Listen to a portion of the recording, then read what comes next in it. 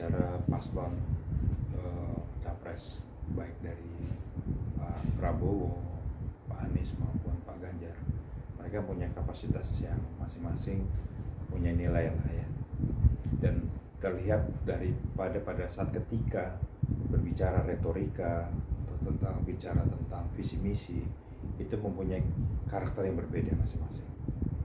Kalau Pak Ganjar karakternya adalah bagaimana cara menyampaikan sesuatu itu dengan sebagai kapasitas pernah jadi gubernur gitu kan ya. Nah kalau Pak Prabowo karena sudah melalang buana ada politik, lalu sudah beberapa kali menjadi dan menjadi Menteri Pertahanan yang saat ini memang mempunyai tujuan untuk bagaimana pertahanan negara ini harus kuat gitu ya. Kalau Pak Anies juga beliau itu kan bekas dari seorang dosen, pengajar, lalu menjadi seorang birokrat. Nah birokrat beliau itu kan juga dari bawah ya, artinya dari bawah tuh pernah menduduki tingkat gubernur, pernah menduduki tingkat menteri. Jadi sudah tahu sistem yang dibangun secara manajerial pemerintahan gitu ya. Dan masing-masing ini punya karakter-karakter yang berbeda, tetapi saya melihat tiga ini mempunyai potensi yang besar yang bagaimana menciptakan nanti Indonesia lebih maju. Tiga cawapres tadi ini kan yang paling menarik adalah Gibran ini adalah mewakili daripada usia milenial.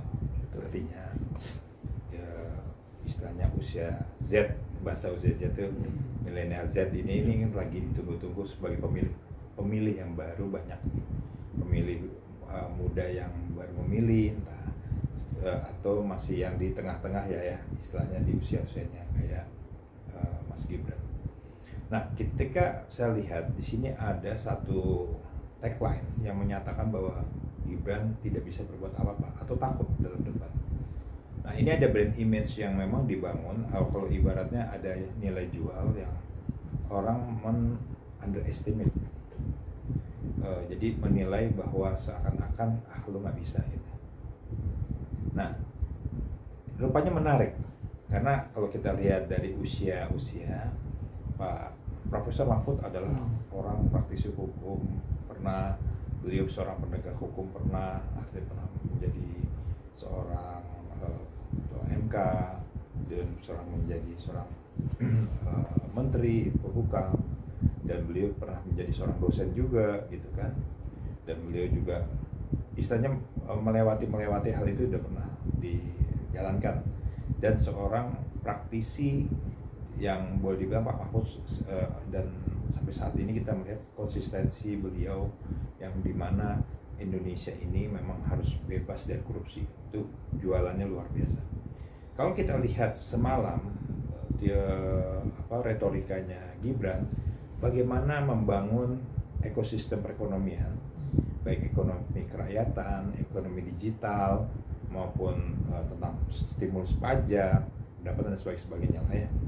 Dan saya melihat bahwa Gibran mempunyai visi misi bahwa bagaimana Indonesia menciptakan lapangan kerja baru dan sebagainya, yang dimana mari mengajak anak-anak muda untuk bisa bersama-sama berjuang istilahnya memilih beliau.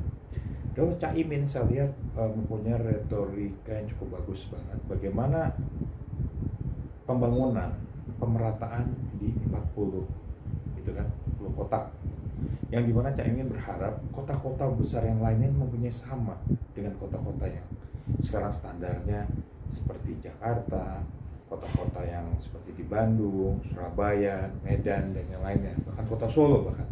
Nah, Cak Imin pengen jangan hanya cuma segelintir kota saja dong yang dibangun, kalau bisa untuk 40 kota. Nah, ini menarik semuanya kan. Nah, ketika beliau juga menyampaikan bagaimana membangun adanya pendapatan anak-anak muda nih. Nah, apakah ini usahanya anak muda atau apa? Ini menarik juga kan. Nah, yang kita perhatikan tiga cawapres tadi mempunyai konsep yang luar biasa. Yang saya suka, tiga-tiganya sudah mempunyai potensi-potensi, ketika diakomodir menjadi satu, itu menjadi kekuatan untuk bangsa ini. Ada suatu teori yang sederhana.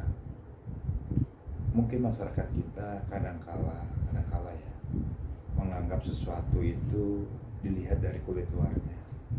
Misalnya dengan gaya gestur yang diem atau gestur yang seakan-akan nggak mau ngomong, itu dianggap nggak bisa bicara, atau gestur-gestur yang lain-lain.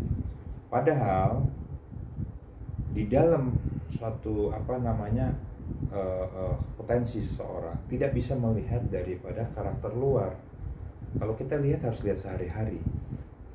Nah, kalau bahasanya orang buah belimbing begini, kita lihat kirain buahnya asem, katanya buahnya manis. Kita lihat kirain nggak bisa, katanya boleh gitu kan bahasanya. Nah, artinya masyarakat kita sudah berasumsi bahwa Gibran nggak bisa jawab nih.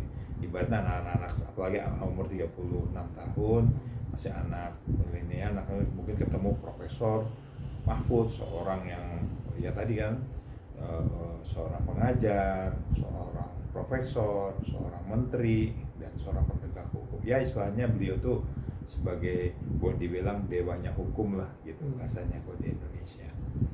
Nah, ketika berbicara dengan Caimin, wah siapa yang nggak kenal Caimin? Beliau bekas pernah jadi menteri, sebagai ketua partai politik gitu kan, berat semua. Nah, Gibran ini wali kota, tapi kan wali kota kan standarnya sama. Dia mau wali kota mau gubernur ilmunya sama itu. Nah, jangan kecuali kalau beliau bukan siapa-siapa, itu boleh. Tapi kan dia punya standar. Artinya nilainya beliau juga sudah mempunyai sudah ya menerjemahkannya begini, biarin dia orang mau ngatain ngomong apa. Nah itu jualan sebenarnya sih, menurut saya sih nilai jual. Kalau saya lihat tiga-tiganya punya potensi untuk jadi calon presiden mendatang, bahwa masing-masing Pak Ganjar mempunyai gaya, karakter, dan pola pikir yang saya cukup senang dengan stylenya tuh ya tenang, sahaja gitu ya. Dan saya suka dengan Pak Prabowo adalah ketegasan dalam mengambil suatu sikap. Dan Pak Prabowo sudah tidak bisa dianggap sepele karena beliau dari militer sampai saat ini mengambil suatu keputusannya bukan tidak karena emosional, tapi sudah dihitung bagaimana perhitungan skala gitu ya. Kan beliau ini kan ahli strategi gitu kan ya. Jadi bagaimana ketahanan bangsa. Kalau Pak Anies ini adalah orang yang memang sudah terlihat dalam sebagai seorang rektor dan seorang gubernur, bahkan pernah jadi menteri, menjadi orang pemimpin yang memang tadi dekat, maksudnya dekat dengan siapa? Dekat dengan rakyat, dekat dengan dalam secara hubungan di dalamnya juga dekat sekali hubungannya. Artinya dan beliau mempunyai gagasan dan misi dan visinya cukup bisa menyuarakan, artinya secara pluralisme di bangsa ini. Dan cara bicaranya juga saya suka bagaimana retorika beliau, retorika secara akademis. Ini yang luar biasa. Itu kan sama, orang jujur. Maksudnya orang jujur di mata masyarakat Indonesia, beliau ini adalah salah satunya orang yang menginginkan di dalam reformasi hukum, penegakan hukum. Ini beliau harus hadir. Bagaimana beliau berani mengambil suatu sikap, kebijakan, putusan yang artinya lebih luas gitu ya. Nah, lihat sosoknya kedua, karakter dari kebudayaannya. Beliau orang Madura. Madura itu kan kalau lihat karakternya orang apa adanya dan berani kalau benar. Dan ketiga, sifatnya juga tidak pura-pura gitu apa adanya. Itu kelebihan Pak Mahfud. Kalau untuk bahwa Mas Gibran ini ahli pengamat yang luar biasa, artinya mengamati suatu bentuk ya, itu benar diamati secara akademis, literasinya juga sudah dibaca dan visi misinya ke depannya luar biasa karena memang sudah berjalan ya di kota Solo. Nah, Mas Gibran sendiri mempunyai namanya planning gitu ya. Kalau lihat master planningnya itu sudah seperti bapaknya, bagaimana membangun visi misinya ke depan. Dia sudah dibangun. Jadi secara retorika hampir sama dengan Presiden Jokowi. Jadi punya sikap, punya putusan, punya bagaimana planningnya, dia sudah hampir sama. Untuk Muhaimin sendiri. Nah, kalau